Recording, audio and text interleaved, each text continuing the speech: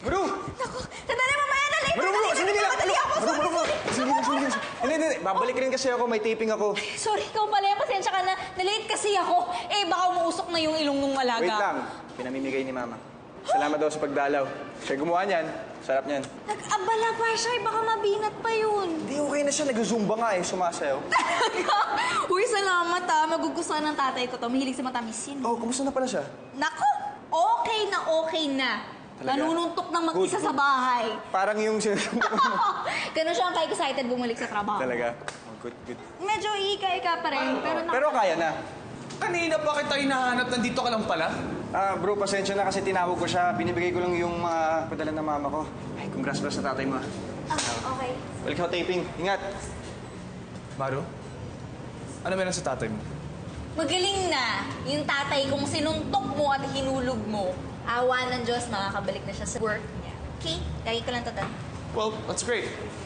Stating the obvious. Maru, pwede ko bang malaman?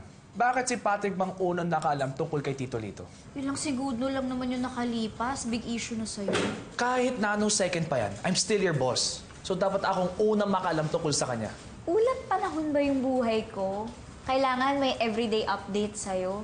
Well, I'd like to think na mas close ako sa family compared to Patrick. So, yes. Okay. Noted po.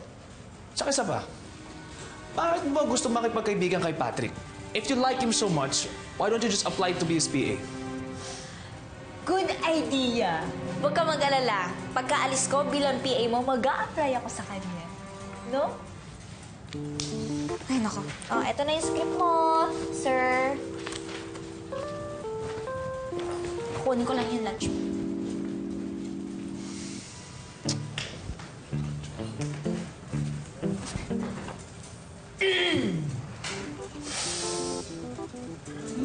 Amoy ka ba ito, Pe? Medyo, sorry. Pero, selos! Selos ang naamoy ko. Oo nga, parang. Ako na selos. Pwede ba? I am not jealous. Nagdagan mo yung acting, di pa kami nakukumbinse. Totoo lang. Seryoso.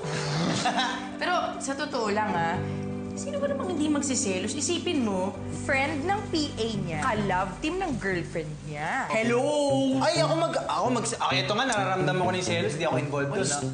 Uy, grabe. Selos ako, eh. Gusto kong suotin to sa selos, oh. Ganun nga ako ka-selos.